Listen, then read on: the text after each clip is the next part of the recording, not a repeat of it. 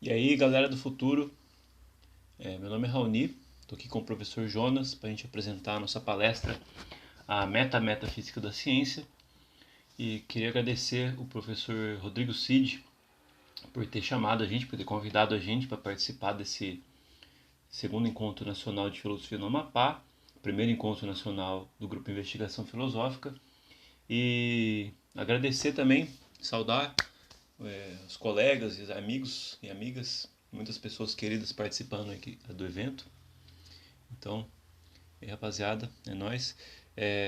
Mais duas coisas. A gente disponibilizou esses slides para caso vocês queiram baixar e acompanhar. Ainda não sei ao certo se vai estar na meuacademia.edu ou no site do evento, mas qualquer coisa o link vai estar aqui embaixo, segundo o professor Rodrigo. E também eu não sou muito bom com edição de vídeo, então vou falar livremente aqui como se nós estivéssemos ao vivo. E qualquer deslize, vocês, por favor, relevem. Então é isso aí, vamos mãos à obra. Num resumo bem breve, o que a gente vai fazer agora, hoje, é motivar nossa discussão com uma articulação do realismo científico. Para motivar com o realismo científico para a gente ver como que duas áreas, metafísica e ciência, vão se relacionar. Mas aí com foco em questões metodológicas, né? Sobre essas relações. E ao final vamos propor uma interação que a gente acredita que é produtiva e que avança nesse debate. Então vamos lá. Começando com a discussão do realismo científico, a questão natural que emerge é o que é o realismo científico. Então, se você diz que você é realista sobre algo, muito provavelmente você está querendo dizer que você acredita na existência de algo, né, de determinado tipo de entidade. E na existência independente, isso é bem importante. Então, por exemplo, um realismo metafísico vai ser uma pessoa que adota o realismo metafísico vai ser uma pessoa que acredita na existência independente do mundo físico. Esse aqui, com as minhas mãos aqui fora da minha mente, mesas, cadeiras, esse computador e por aí vai. É sintetizado nessa frase, há algo lá fora. E no resumo eu falei do realismo matemático, que acredita em conjuntos e números, realismo ético, que acredita em valores. O raciocínio é o mesmo. Então, aplicando, né, esse raciocínio, o realismo científico, a primeira tese, né, vai ser a crença na capacidade das teorias de escreverem esse mundo físico. Então, note que há muita confusão no debate entre realismo e antirrealismo científico, que confunde o realismo científico de um lado com o realismo metafísico de outro. Parece que quando você está discutindo a capacidade das teorias descreverem o mundo físico, você já comprou que o mundo físico existe. Então você já está, né, até o pescoço com teses de realismo metafísico assumidas. Então, tem uma discussão bem legal sobre isso que o James Lademan faz. Eu coloquei na bibliografia, lá no final, depois quem tiver interesse. É isso aí. Então, só para desfazer não comprometer a gente com esse tipo de confusão. A segunda tese, então, já que a gente estava falando de existência, vai ser a crença na existência das entidades postuladas por essas teorias.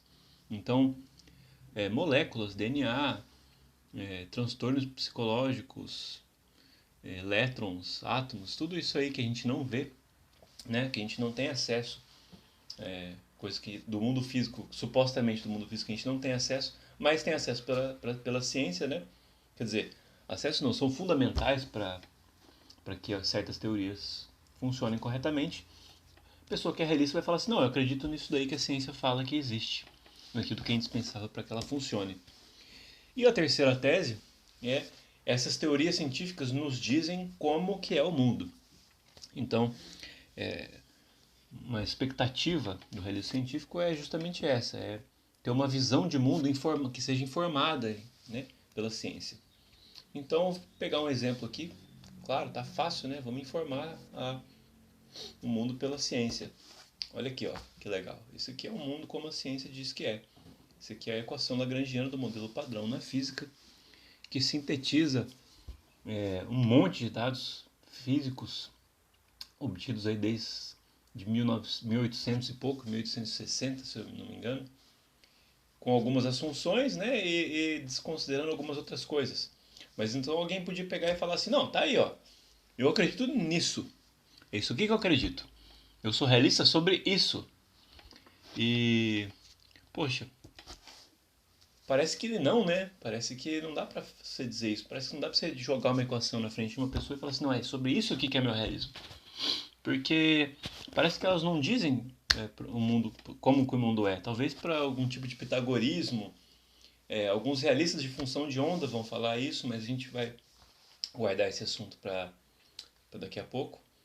Mas parece que então a gente precisa interpretar essas equações e não sei até que quando, o quão longe a gente pode interpretar essas equações para, né, para que a gente tenha uma atitude realista. Mas parece claro que a gente tem que ir além das equações. E aí é o desafio do Chakravarti. É a motivação, na verdade, real, escondida atrás do realismo, do realismo científico, vai ser o desafio do Chakravarti.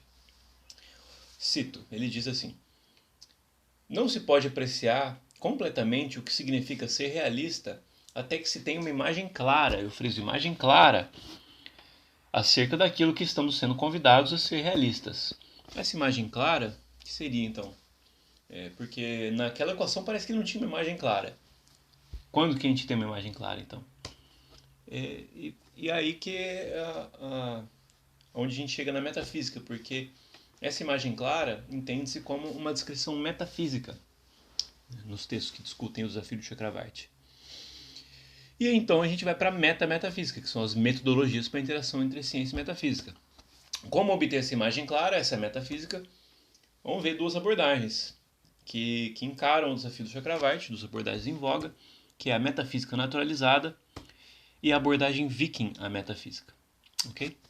Então vamos começar com a metafísica naturalizada. E lembrando que ela é uma proposta que começa com um manifesto, ou seja, para a metafísica naturalizada, ou para os naturalistas, como a gente vai chamar a partir de agora, tem dois tipos de metafísica, uma boa e uma ruim. E o nome da metafísica ruim, quer dizer, os vários nomes da metafísica ruim são esses aqui. É a metafísica não escolástica, é uma metafísica analítica, metafísica de poltrona ou metafísica tradicional, uma metafísica de fantasia, é uma metafísica baseada em intuições, ou uma metafísica ao ar livre, ou uma metafísica a priori. É uma bagunça terminológica, né? Então, para a gente, vamos assumir por hora, durante essa apresentação, que todos esses nomes se referem à mesma coisa. No texto referido ali do Guai e do Pradot, eles distinguem todas essas coisas, então parece que não são, mas vamos fingir que são. Tudo bem a gente falar que, para efeito de argumento, vamos fingir que, como eles usam para a mesma coisa, né, para a metafísica ruim. A metafísica ruim, então, vai ser essa aí, que é enquanto disciplina, né? A metafísica desenvolvida nos livros que estão na seção de metafísica da biblioteca, que estão nos cursos de metafísica, desenvolvida aí nas faculdades de filosofia mundo afora, é essa metafísica ruim. E vamos chamar essa metafísica de ruim de metafísica analítica. Mas só para não introduzir mais um nome nessa bagunça terminológica, né? Não quer dizer que é metafísica continental, é metafísica analítica. Porque parece que distinguir entre metafísica continental e analítica, como diz meu amigo Gabriel, é a mesma coisa que você distinguir metafísica de Pindamonhangaba. Pindamonhangaba. Salve Jonas de Pindamonhangaba. Então, vamos ver, né? Na metafísica analítica, essa metafísica muito ruim mesmo, os adjetivos que ela recebe na literatura. Ela é irrelevante e pseudocientífica. Ela é fútil. Ela é estéril e vazia, epistemicamente inadequada. Poxa, e aí que a gente chega no Everything Must Go, do Lady Money Ross, que é um marco nessa discussão metametafísica, e sem exagero dá pra gente dizer que toda a literatura posterior pode ser vista como uma resposta a eles, porque eles introduziram essa polarização no debate da metafísica boa e da ruim. Ok? E aqui eles têm a citação mais sem remorso, né, nessa literatura metametafísica, que é o seguinte, eu cito: a metafísica analítica contemporânea é uma atividade profissional envolvida por algumas pessoas extremamente inteligentes e moralmente sérias, mas não se qualifica como uma busca esclarecida da verdade objetiva e deve ser descontinuada. Pô, se você é extremamente inteligente e moralmente sério, você não devia estar fazendo metafísica analítica, então. Em outras palavras, o motivo da suspeita é, é que a metafísica ruim é ruim porque não se relaciona com a ciência atual. E a ciência, né, é uma fonte de resultados impressionantes.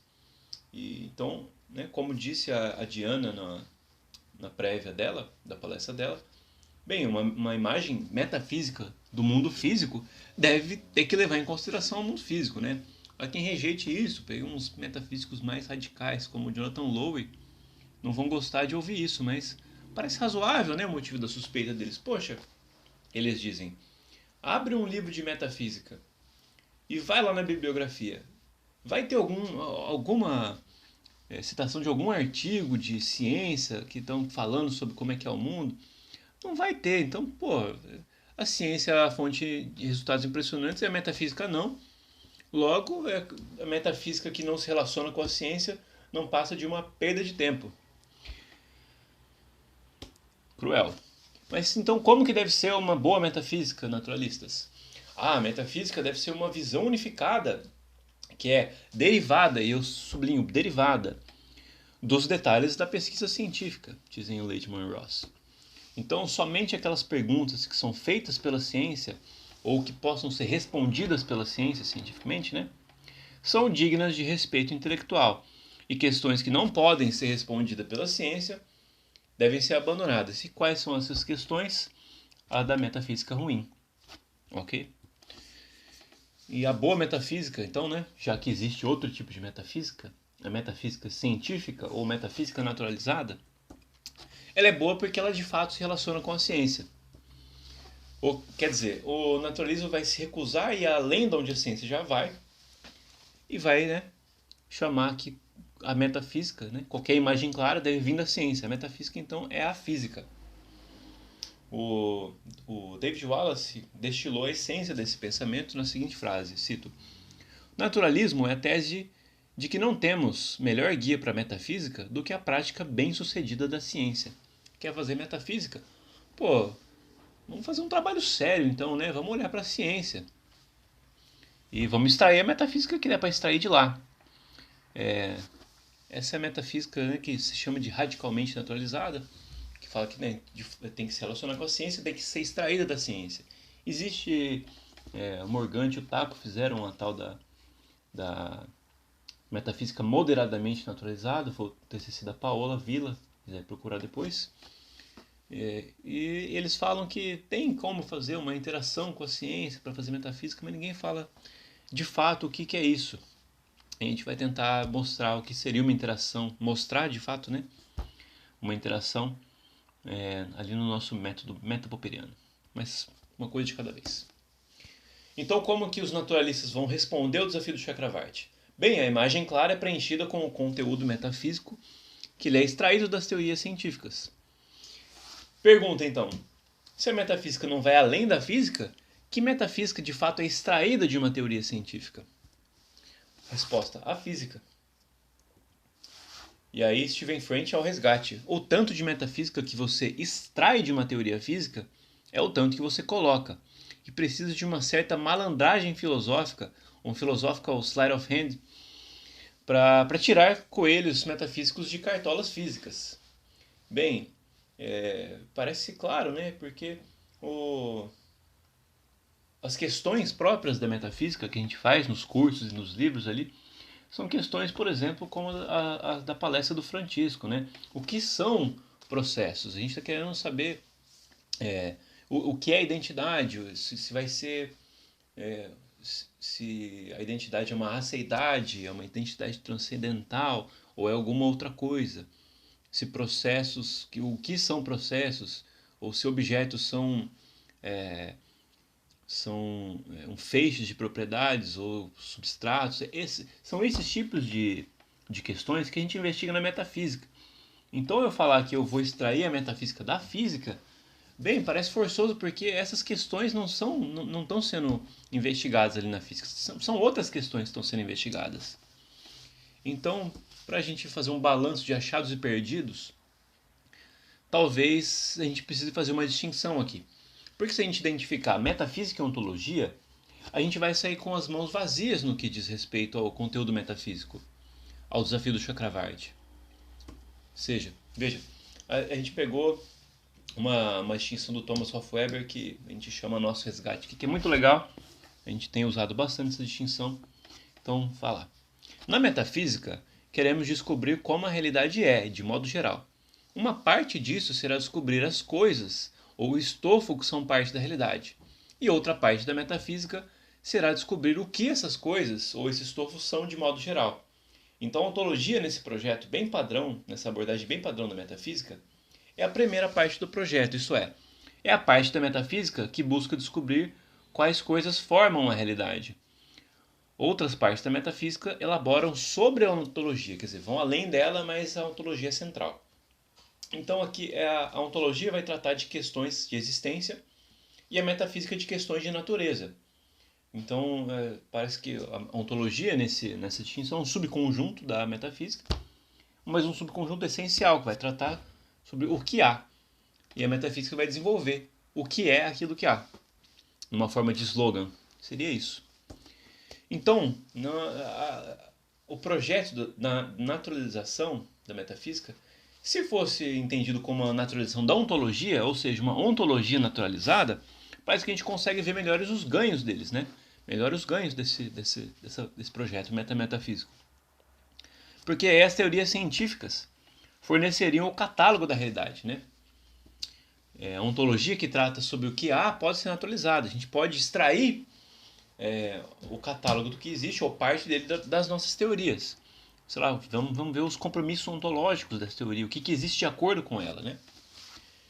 Porque se tudo que importa é ontologia, vamos olhar para as teorias científicas. E a gente vê que essa tese de que tudo que importa é ontologia, em alguns naturalistas como Tim Malden, ele vai falar o seguinte: metafísica é ontologia. Ou seja, não sei se ele confunde as duas coisas ou se ele privilegia a ontologia.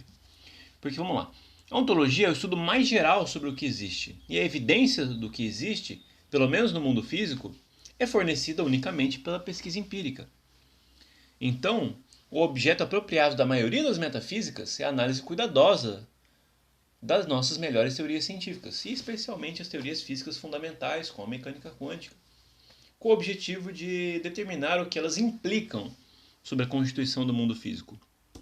Então é isso. Só que daí não há metafísica na metafísica naturalizada. Se ela pudesse ser descoberta pela própria teoria, não haveria necessidade de uma investigação filosófica. Seria apenas mais um fato físico. E não faria, de fato, sentido procurar por conceitos metafísicos para revestir essas entidades postuladas, né? E esse parece ser o dilema epistêmico para a metafísica científica. Porque a metafísica deve vir, de fato, de outro lugar, que não a própria ciência. Caso contrário, seria impossível dar uma metafísica, né, para as entidades com as quais essas teorias se comprometem. Mas a questão que fica ao final dessa sessão é: quem precisa de metafísica? Quem vai precisar de metafísica? E aí a gente chega na abordagem viking. Mas um pequeno aviso: quando a gente está falando de abordagem viking, a gente não está falando sobre esses caras, não, sobre essas minas, não. Estamos falando sobre a metafísica desenvolvida pelo Stephen French nesse livro The Structure of the World, ok? Então, na metafísica viking, a metafísica analítica, aquela metafísica ruim, ela é saqueada. A abordagem viking ela não vai produzir teorias metafísicas, mas ela vai usar ou saquear as metafísicas existentes. E daí o seu nome, viking. Vai responder o desafio do Chakravarti da seguinte forma: ela vai usar as teorias disponíveis na história da filosofia para entender o que são aquelas entidades, ou seja, opera aplicando conceitos metafísicos existentes nas teorias científicas ou nas entidades extraídas pelas teorias. Então, de volta à nossa pergunta: quem precisa de metafísica? Resposta: realistas. Porque, de acordo com o desafio do Chakravarti, realistas que não oferecem uma descrição metafísica não são realistas. E aí, isso quem está dizendo é o Stephen French. As pessoas que rejeitam essa necessidade de tal perfil metafísico, a imagem clara, né, do desafio do Chakravarti, são empiristas no armário, ou seja, empiristas que não se assumiram como empiristas, ou realistas ersatz, que seria uma forma muito crua ainda de realismo, já que não vai além da ciência, já que não vai em busca da imagem clara.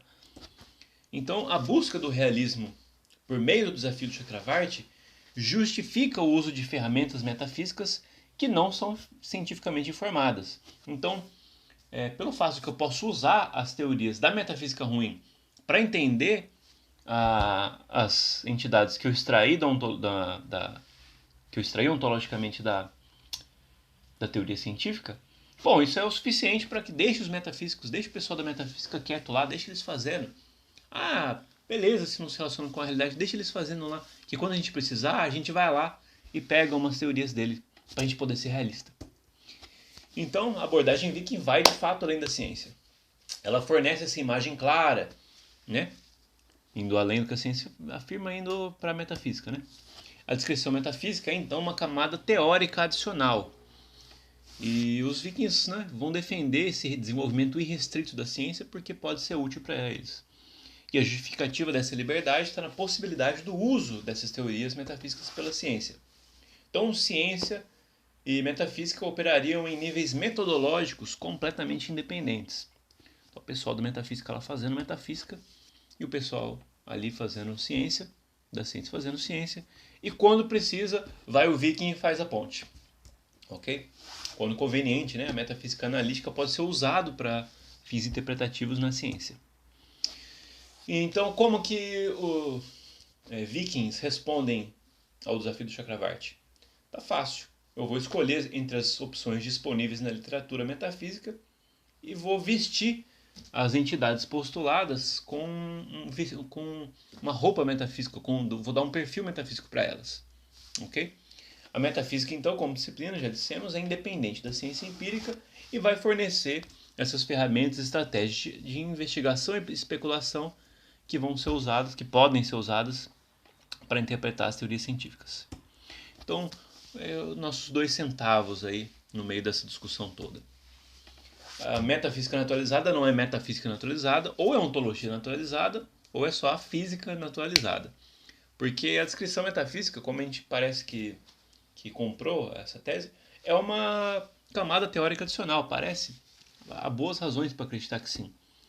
E caso naturalistas reconhecessem isso, eles vão parar por aqui, já que eles recusam-se a ir além da descrição científica. Nesse sentido, a metafísica científica não é metafísica, é apenas a descrição científica. O ganho aqui é a ontologia, que pode ser cientificamente informada. Mas e a metafísica... Desculpem. Mas e a metafísica da ciência? Né? Que é como se chama a abordagem viking. Bom, os vikings eles iriam além, né, na sua cruzada interpretativa, reificando, quer dizer, dando corpo a essas entidades científicas da ontologia da ciência com alguma metafísica existente. Então, se a descrição é livre da ciência, a ciência não determina a metafísica. É um problema aí já, chegando. Então, um metafísico vai poder sempre interpretar uma entidade de modos diferentes. Então, né, ao apenas transpor uma metafísica pronta para o campo da ciência, parece que falha em oferecer uma justificação para a metafísica. Porque a metafísica da ciência, né, chamada, não difere em conteúdo da metafísica que não é da ciência. Ela só está exibida em um lugar diferente. Não lembra que tinha 2 metafísicas, uma boa e uma ruim? Pô, a metafísica da ciência é boa, hein? Porque ela é da ciência. Mas o que a metafísica da ciência está fazendo, no caso da abordagem viking, é simplesmente pegando aquela metafísica ruim, uma metafísica analítica, e colocando um rótulo nela, da ciência. E te vendendo como, agora ela é boa, hein? Agora ela é da ciência. Então, putz, pode chamar o PROCON. Mas a questão mais séria, né, outra questão séria, né, é essa aqui, a subdeterminação. Tem a subdeterminação teórica, que é quando nós temos 2 ou mais alternativas igualmente bem-sucedidas ali no domínio empírico. Bem, se esse é o caso, então esse domínio empírico não pode ser usado como critério para escolher entre 2 teorias rivais. Né? E um exemplo disso, né, tem sido as diversas interpretações da mecânica quântica. Eu fiz um caso sobre isso na minha tese, quem quiser ver está na bibliografia também. E nós não temos meios para saber qual a correta. Então, né? Muitas interpretações vão significar muitas ontologias. Nós não sabemos, então, qual que é esse catálogo do mundo. Se a gente se a gente conseguiu extrair um catálogo, parece que a gente consegue extrair dois, no mínimo. Então aí fica difícil. Mas, né, a gente nem vai entrar nessa questão da subdeterminação teórica. É uma questão da ciência. Esse barco aí tá junto com a ciência e vamos tentar aqui ver qual que é a parte da metafísica nesse latifúndio. Quer dizer, ainda que haja essa subdeterminação, ainda que essa subdeterminação teórica e ontológica seja resolvida, nós vamos ter outra, que é a metafísica. Porque caso a gente admita que uma descrição metafísica é uma camada extra, a gente sempre vai poder interpretar essas entidades ou dar a ela um perfil metafísico de modos diversos. E já que a física não oferece ancoragem, né? Não oferece... não dá para decidir pela física essa questão, a metafísica ela vai flutuar livremente da física. Então não temos saber o que de fato são as coisas com as quais a teoria se compromete. Um exemplo disso, clássico, o tratado pelo professor Jonas, junto com o professor Décio, meu orientador do doutorado, é o problema da identidade, né? Da individualidade dos objetos quânticos. Porque parece que você pode atribuir um perfil metafísico com identidade, com individualidade, e também atribuir um perfil metafísico a esses objetos sem identidade, né? Os não indivíduos, sem individualidade. Então tá aí, mesmo que a gente resolva, essa interpretação da mecânica quântica acerta, só tem esse catálogo aqui. Pô, como é que vai ser, como é que nós vamos interpretar metafisicamente esse catálogo? Então, o estado atual da arte parece que é uma bagunça. Nos disseram que tinha uma boa metafísica e essa metafísica era boa porque estaria relacionada com a ciência. Do lado do naturalismo, a boa metafísica não é nem uma metafísica ainda. Ela repete a ciência, não chegando, né, a possibilitar um realismo científico. Não responde ao desafio do Chakravarti. Não vai investigar questões de natureza das entidades que existem ali na ontologia. E do lado viking, a boa metafísica é exatamente a metafísica ruim, mas com outro nome, metafísica da ciência. Então, o que é de fato estar relacionado com a ciência? E aí que a gente chega no metapopperiano. O método metapopperiano é uma nova esperança. Alguém podia dizer, viu só, é por isso que a gente não chama o pessoal da metafísica para festa. É por isso que a gente não convida esse pessoal para o laboratório. Porque nesse sentido, essa metafísica aí que flutua livre da física vai trazer mais questões do que resposta. E convenhamos, né, não está totalmente errada essa frase, essa afirmação. Mas tem um fio de esperança que promete arrumar ao menos uma parte dessa bagunça. E é essa metafísica negativa que a gente tem desenvolvido. Um método metapopperiano foi desenvolvido pelo professor Jonas há 10 anos ou mais, na sua tese de doutorado, e em outros artigos subsequentes eu comecei a trabalhar com ele na minha tese de doutorado. Então a gente tentou passar por um rebranding aí, porque a gente falava metapopperiano nos congressos. E sempre alguém vinha falar, não, mas Popper não falou isso sobre metafísica. E até a gente conseguir explicar direitinho, acabava ficando meio enfadonho. Então na minha tese a gente teve essa escolha de chamar esse método de histórias metafísicas indisponíveis. Eu também não sei se vingou. A gente está escrevendo outro material agora, inclusive que vai por uma coletânea que o professor Cid está organizando. Valeu, e Rodrigo por ter chamado a gente também. E que a gente está chamando de metapopperiano de novo. Então vamos dar tempo ao tempo e ver. Quer dizer, sem mais delongas, a gente pode não saber qual que é a alternativa metafísica correta, porque isso vai envolver diversas questões relacionadas à natureza da subdeterminação. Mas esse método pode ser usado para descartar quais as alternativas erradas, ou melhor dizendo, os perfis metafísicos que são incompatíveis com certas teorias. Ok? Isso nem tudo vale. Não é qualquer metafísica que pode interpretar qualquer entidade de qualquer teoria científica. Como eu já disse, esse metapopperiano ou histórias metafísicas indisponíveis foi desenvolvido pelo professor Jonas, passando por esse rebranding. E o nosso anúncio é: trago sua metafísica incompatível em até 3 passos, beleza? E essa seria, na nossa opinião, uma relação produtiva entre ciência e metafísica. Vamos falar os passos agora. Esse primeiro passo se chama de quainiano. Não tem esse nome oficialmente, tá? A gente vai identificamos os comprometimentos ontológicos de uma teoria científica em questão. Então, por exemplo, em ao menos uma interpretação da mecânica quântica, a consciência humana é usada para resolver um problema nos fundamentos da teoria, que é o problema da medição. E para isso funcionar, essa consciência ela tem que ter poderes causais, ela tem que existir e ter esses poderes causais. Então a gente pega o nosso caderninho de ontologia científica e quando a gente achar essa identidade, a consciência, a gente coloca um xizinho no quadradinho dela. Tá? Essa aqui é existente, essa aqui existem. Ah, então, existem aqui, cadeiras, mesas, prótons, elétrons e um monte de coisa que não é controversa ali na ciência contemporânea, na física fundamental, e vai chegar nessa interpretação e falar assim, beleza, consciência, existe. E o segundo passo, que é o passo que a gente pode chamar de viking. A gente pega nosso barquinho viking e vamos atrás dos vilarejos da metafísica, saqueando todos os conteúdos metafísicos produzidos sobre essa entidade, a consciência. Né? Que nosso exemplo é essa entidade, a consciência. Então a gente vai lá, de Descartes a Dennett, pilhando e saqueando a literatura numa analogia terrível, mas que ao menos é uma forma de ilustrar o fato de que não estamos produzindo conteúdo metafísico nenhum. Esse que é a questão, ok? O terceiro passo, que é o popperiano, que é a hora de falsear as coisas. Então vamos avaliar os espólios obtidos no passo viking, no passo anterior. Isto é, vamos chegar à compatibilidade das teorias metafísicas obtidas com as entidades ontológicas obtidas na ciência. E vamos ver se elas fazem clique.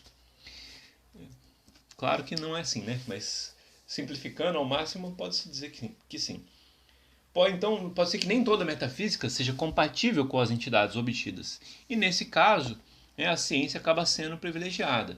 Isso é, se você tem incompatibilidade entre uma teoria metafísica que ela foi extraída de nenhum lugar mais ou menos do que um livro de filosofia e uma ontologia que foi extraída pela própria ciência, essa é a nossa veia naturalista, vai ser rejeitar essa teoria metafísica. Mas veja, vou detalhar um pouco mais aqui, porque esse negócio de compatibilidade e incompatibilidade é só ver os que nem de saída, os non-starters, né, na metafísica.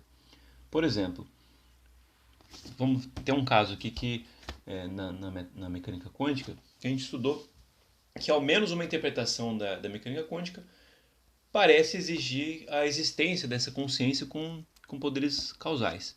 E a princípio, uma metafísica dualista parece bem acomodada, parece que faz clique. Então, a gente poderia, a princípio, interpretar essa entidade, a consciência na mecânica quântica, nessa interpretação da mecânica quântica, como res cogitans, por exemplo. Vá lá, vamos dizer que sim. Isso não é bem claro. A gente tem discutido muito, eu e o professor Jonas, o que significa ser compatível, né? Isso a gente ainda não viu a compatibilidade. Isso a gente está estudando ainda. O que a gente tem, claro, é a incompatibilidade. Por exemplo, isso não vai acontecer com uma metafísica fisicalista, reducionista, por exemplo, no qual a consciência ela vai ser desprovida de qualquer tipo de realidade. Então, essa metafísica não vai entrar, ela não vai dar certo. E olha só, é um alerta contra a metafísica dogmática. Não é uma questão de dizer que o fisicalismo é uma metafísica errada e o dualismo é uma metafísica correta. Ok? É uma simples questão de compatibilidade, ou melhor, de incompatibilidade. Corrigindo esse slide, é uma questão de incompatibilidade com uma teoria em questão. No caso, o fisicalismo é uma metafísica incompatível com essa interpretação da mecânica quântica. A gente desenvolveu isso nesse artigo que está ali nas referências. No fundo, o que a gente está dizendo parece que a gente não pode ter as duas coisas. Essa interpretação da mecânica quântica e essa metafísica fisicalista. Vão ter que escolher entre uma das duas. Ok? Então, chamando, para finalizar, chamando o pessoal para vir trabalhar com a gente, vamos mostrar algumas aplicações conhecidas desse método e novos horizontes. Além daquela interpretação da mecânica quântica, que a gente mostrou, esse método já foi usado para problemas metafísicos em relação à identidade das partículas quânticas, para reduzir as opções, né, metafísicas. Foi usado em outras interpretações da mecânica quântica, como a dos muitos mundos, e a interpretação fenomenológica, eu e o Lauro, salve Lauro. E recentemente eu escrevi um artigo sobre a epidemiologia do novo coronavírus, tentando mostrar como que esse método parece que pode falsear, né? Não falsear, mas ser incompatível, mostrar que a epidemiologia atual é incompatível com uma metafísica de objetos. Então, progressivamente, a gente vai eliminando as metafísicas incompatíveis com as teorias científicas. Mas ainda há muito a se fazer, então venham trabalhar com a gente. É isso aí, valeu galera, é um prazer estar aqui. Eu vou rodar as referências aqui, caso vocês queiram alguma coisa, mas como eu já disse, checar alguma coisa, mas como eu já disse, esses slides vão estar disponíveis aqui embaixo da descrição no dia do evento. Então é isso aí, valeu, falou!